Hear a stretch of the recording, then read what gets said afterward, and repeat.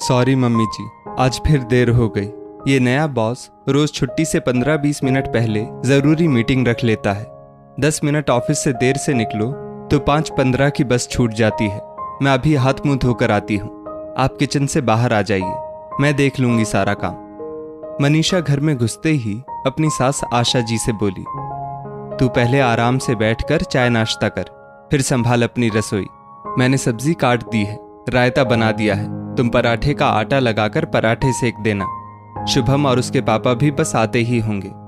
आशा जी ने चाय का कप मनीषा को देते हुए कहा, वाह क्या किस्मत पाई है मैंने। सासू माँ के हाथ की गर्मा गर्म चाय से तो सारे दिन की थकान दूर हो जाती है। मनीषा चाय के हर घूंट के साथ अपने भाग्य को सराह रही थी। इतने में मनीषा के ससुर प्रताप जी बैंक से लौटते हैं। जी, आपको आने में देर हो गई, बैंक से सीधे घर आने के बजाय कहीं और गए थे क्या? आशा जी ने प्रताप जी से पूछा।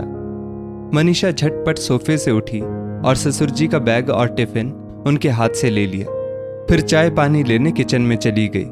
पापा जी पानी लीजिए, मैंने चाय चढ़ा दी है, मनीषा ने कहा। बेटा मनीषा, तुम्हारे परिवार में कोई परेशानी चल रही है क्या? प्रताप जी ने संकोच करते हुए पूछा। जी नहीं पापा जी, मनीषा ने नजरें चुराते हुए कहा।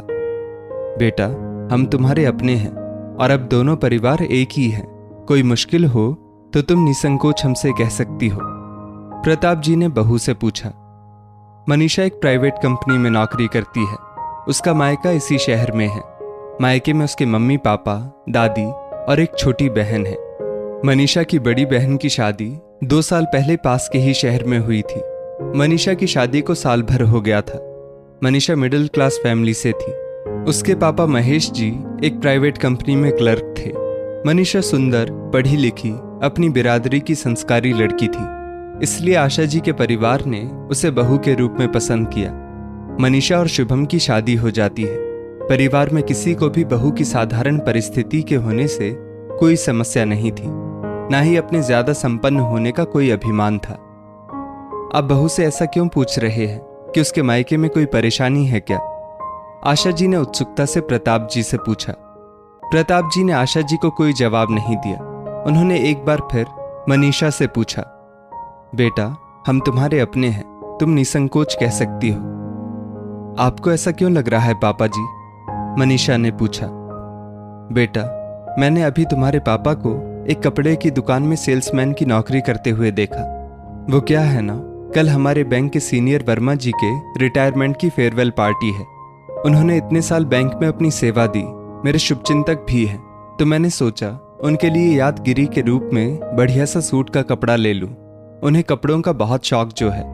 तुम्हारे पापा ग्राहक को कपड़े दिखा रहे थे, फिर किसी बात पर दुकान के मालिक उन पर जोर से चिल्लाने लगे। मैं शोरूम के किनारे पर ही खड़ा था। मैंने तुम्हारे पापा को देख लिया था। मुझे उनके सेल्समैन की नौकरी करने से कोई समस्या नहीं है, लेकिन तुम्हारे पापा मुझे देखकर शर्मिंदा ना हो जाएं, इसलिए मैंने उन्हें दूर से देखकर उनसे बिना मिले, बिना कुछ खरीदे वापस आ गया, ताकि उन्हें पता न चले कि मैंने उन्हें देख लिया है। पर तुम्हारे पापा की तो प्राइवेट कंपनी में जॉब थी ना? प्रताप जी ने पूछा। मनीषा रोते रोते बोली, हाँ पापा जी, मेरे पापा की प्राइवेट जॉब थी, क्लर्क की नौकरी थी, गुजारा हो ही जाता था। मेरे पापा की 3 महीने पहले नौकरी चली गई। पापा के ऑफिस में नया मैनेजर आया था, जो पापा से कंपनी के हिसाब किताब में गड़बड़ी करने को कहता, ताकि पैसों की हेरा फेरी में मैनेजर फायदा उठा सके। लेकिन पापा ने ईमानदारी से समझौता करने से सरासर इनकार कर दिया, और वो मैनेजर के इरादों के बारे में सबको सूचित भी करना चाहते थे। इससे पहले ही मैनेजर ने पापा पर ही झूठा इल्जाम लगाकर उन्हें नौकरी से निकलवा दिया। उन्हें दीदी और मेरी शादी में लिया कर्ज भी चुकाना था। दादी के इलाज में भी काफी पैसों की जरूरत पड़ती है। छोटी बहन की कोचिंग क्लास की फीस भी देनी होती है। पूरे 2 महीने तो पापा ने नई नौकरी ढूंढने की काफी कोशिश की, लेकिन उन्हें निराशा हाथ लगी।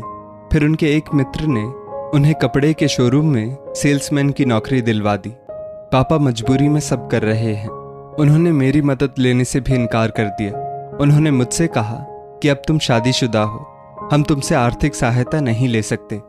मम्मी भी घर से टिफिन सर्विस का काम करके पापा की आर्थिक सहायता कर रही है, मनीषा ने रोते हुए कहा। अरे इसमें रोने की क्या बात है?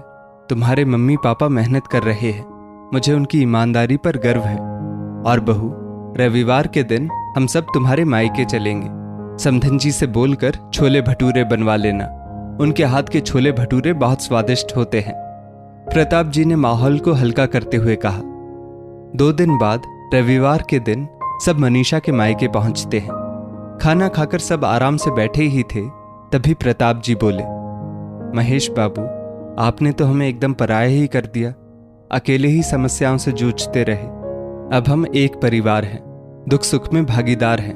मुझे आपकी ईमानदारी पर पूरा भरोसा है। मेरे एक खास मित्र को अपने ज्वेलरी शोरूम के लिए ईमानदार अकाउंटेंट की ज़रूरत है, जिससे कंप्यूटर का अच्छा ज्ञान हो। मुझे आप इस पोस्ट के लिए योग्य लग रहे हैं। जब तक आपको आपकी रुचि और काबिलियत की जॉब नहीं मिल जाती, क्या आप इस जॉब को करना चाहेंगे? प्रताप जी ने सम्मान के साथ पूछा। महेश जी की आंखों में आंसू आ गए। मेरी बेटी ने जरूर पिछले जन्म में पुण्य कर्म किए होंगे, जो उसे इतना अच्छा ससुराल मिला। आपने मेरा मान भी रख लिया और मेरी मदद भी कर दी। मुझे आपके मित्र के यहाँ काम करना मंजूर है। महेश जी ने हाथ जोड़ते हुए कहा, आपको धन्यवाद कहने और एहसान मानने की जरूरत नहीं है, क्योंकि एहसानमंद तो हम आपके हैं। आपने हमें इतनी समझदार व संस्कारी बेटी दी है। और हाँ, हमारी बहू पहले आपकी बेटी है। वो आपकी मदद करना चाहती है तो उसे इनकार ना करें, उसे पराया ना समझे। प्रताप जी ने महेश बाबू के कंधे पर हाथ रखते हुए कहा। मनीषा की आंखों से आंसू बहने लगे। ये आंसू गम के नहीं, बल्कि खुशी के थे। दोस्तों, शादी के बाद दोनों पक्षों को सुख दुख में एक दूसरे के साथ खड़े रहना चाहिए। इस स्टोरी को लेकर आपकी क्या राय है, नीचे कमेंट करके ज़रूर बताइएगा। और ऐसी ही और भी बेहतरीन वीडियोस के लिए हमारा पेज ज़रूर फॉलो करें। धन्यवाद।